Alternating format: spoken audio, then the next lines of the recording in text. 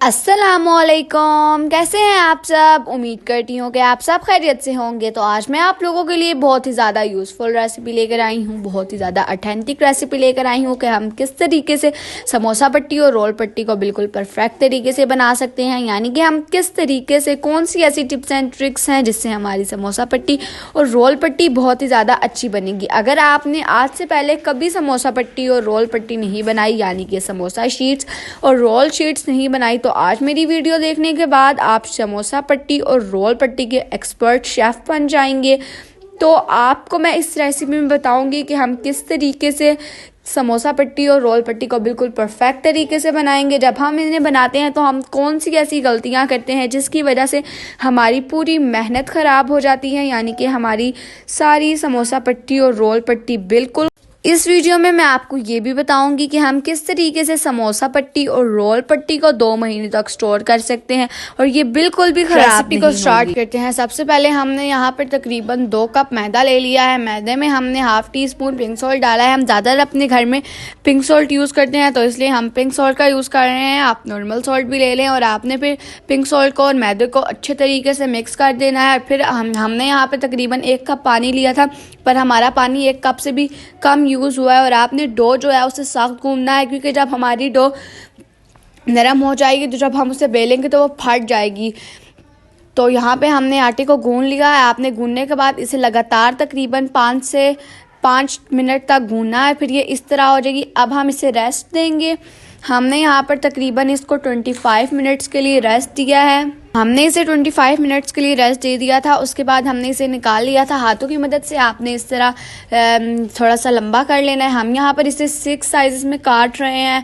अगर आपने भी 6 साइज़ में ही काटने हैं और फिर आपने इसके इस तरह पेड़े बना देने हैं। पेड़े को आपने बिल्कुल भी ड्राई नहीं होने देना, आपने बनाते जाना है और फिर आपने इसके ऊपर रुमाल या फिर कोई कपड़ा रख देना है। यहाँ पे हमारे सारे पेड़े बनकर रेडी हो गए हैं।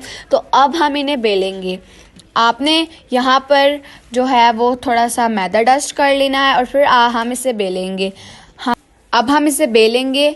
आपने सारी पट्टियों को एक ही साइज़ में बेलना है। आपने यहाँ पर कुकिंग ऑयल से इसकी ग्रीसिंग कर लेनी है और फिर आपने इस पर मैदा डस्ट कर देना है, खुश्का यानी कि मैदा डस्ट कर देना है। और फिर आपने इस पर दूसरी रोटी रख देनी है। आपने यहाँ पे दूसरी रोटी रखने के बाद इसे भी कुकिंग ऑयल से ग्रीस कर लेना है और फिर आपने इसमें मैदा डस्ट कर देना है। मैदा डस्ट करने के बाद आपने उसी प्रोसेस को दोबारा से रिपीट करना है और इसके ऊपर आपने दूसरी रोटी भी रख देनी है। फिर आपने इसकी ऑयल से ग्रीसिंग कर लेनी है और फिर दूसरी तरफ आपने मैदा डस्ट कर देना है, यानी कि खुश्का, और फिर आपने इसको इसके ऊपर डाल देना है। हम आपको दूसरी बार इसलिए दिखा रहे हैं ताकि आप बिल्कुल परफेक्ट तरीके से बना सकें। यहाँ पे आपने ऑयल ग्रीसिंग कर लेनी है, दूसरी तरफ आपने यहाँ पे मैदा डाल देना है, मैदा डस्ट कर देना है और फिर आपने इसे इसके ऊपर रख देना है। ऊपर रखने के बाद हम यहाँ पर इसे बेलेंगे। आपने जो है इसे बिल्कुल ज़्यादा दुबा के नहीं बेलना, क्योंकि फिर ये खुलने में थोड़ी सी प्रॉब्लम करेगी। तो यहाँ पे हमने इसे बेल लिया है। आपने इतनी ही साइज़ में बेलनी है इसे जितना आपका तवा है, यानी कि जिस तवे पे आपने इसे बनाना है उसी के साइज़ की आपने इसे बेलनी है। और हमने यहाँ पर इसे डाल दिया है। आपने ज़्यादा हाई फ्लेम पर इसे नहीं बनाना, लो फ्लेम पर हम इसे बनाएंगे, यानी कि आपकी फ्लेम जो है वो नॉर्मल होनी चाहिए। तो आपने इसकी बिल्कुल भी रोटी नहीं बनानी है, यहाँ इस तरह होनी चाहिए ये, या ज़्यादा आपने इसकी रोटी नहीं बनानी। तो यहाँ पर हमारी जो तय है वो बनकर रेडी हो गई है। तो आपने इसकी तय उतार लेनी है। जिस तरह के मैंने आपको बताया था कि हमारी तय उतरने में बिल्कुल भी प्रॉब्लम नहीं करेगी। आपके सामने ही हमने उतारी और हमारी तय कितने अच्छे तरीके से उतर गई है। ये बिल्कुल भी प्रॉब्लम नहीं करेगी उतरने में। आपने इसे इस तरीके से उतार देना है। ये हमारी लास्ट है, हम इसे भी उतार देंगे।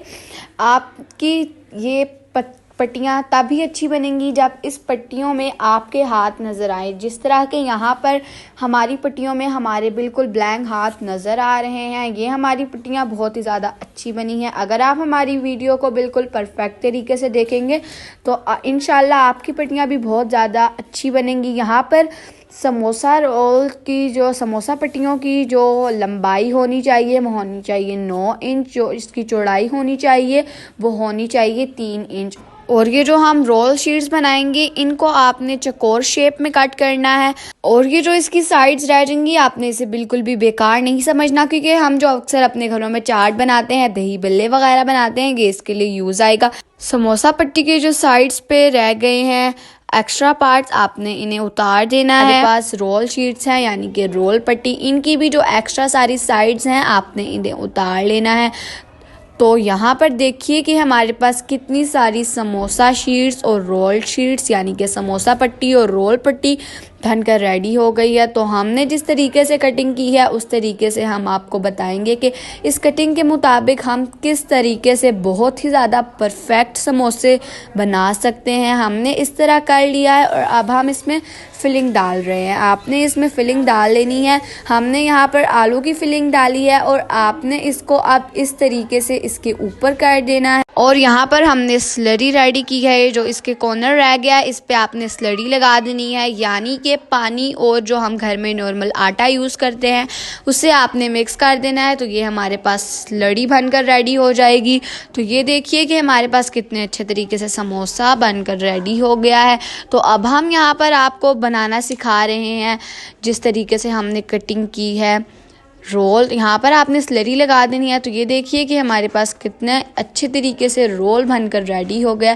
اب میں آپ کو بتاؤں گی کہ ہم کس طرح سموسہ شیٹس اور رول شیٹس کو یعنی کہ سموسہ پٹی اور رول پٹی کو زپ لاک بیگ میں ڈال کر کس طریقے سے سٹور کر سکتے ہیں، کیسے ہمارے یہ تقریباً 2 مہینے تک سٹور رہیں گے، بالکل بھی خراب نہیں ہوں گے۔ آپ نے دونوں سائڈز پہ میدا ڈسٹ کر لینا ہے، میدا لگانے کے بعد آپ نے اسے زپ لاک بیگ میں ڈال دینا ہے۔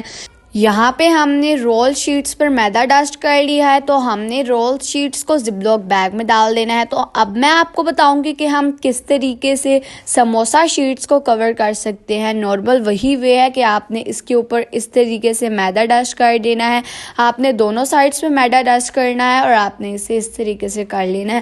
پھر آپ نے اس سے بھی زپ لاک بیگ میں ڈال دینا ہے۔ سموسہ شیٹس اور رول شیٹس اب ہماری تقریباً 2 مہینے تک بالکل بھی خراب نہیں ہوں گی۔ تو یہاں پر ہم نے سموسہ شیٹس اور رول شیٹس کو زپ لاک بیگ میں ڈال دیا ہے۔ تو یہ دیکھیے کہ ہمارے پاس کتنی ساری سموسہ شیٹس اور رول شیٹس بن کر ریڈی ہو گئی ہیں، یعنی کہ سموسہ پٹی اور رول پٹی بن کر ریڈی ہو گئی ہے۔ آپ ہماری اس ریسیپی کو ضرور ٹرائی کریں۔ ہماری یہ ریسیپی رمضان المبارک کے حوالے سے ہے کہ کس طریقے سے آپ بہت ہی زیادہ اچھی سموسہ پٹی اور رول پٹی بنا سکتے ہیں، آپ انہیں کس طریقے سے تقریباً 2 مہینے تک سٹور کر سکتے ہیں اور یہ بالکل بھی خراب نہیں ہوں گی۔ آپ ہمارے چینل کو لائک کریں، شیئر کریں اینڈ سبسکرائب کریں اور زیادہ سے زیادہ اپنے دوستوں کے ساتھ شیئر کریں۔ اسی کے ساتھ ویورز اجازت چاہوں گی۔ اللہ حافظ۔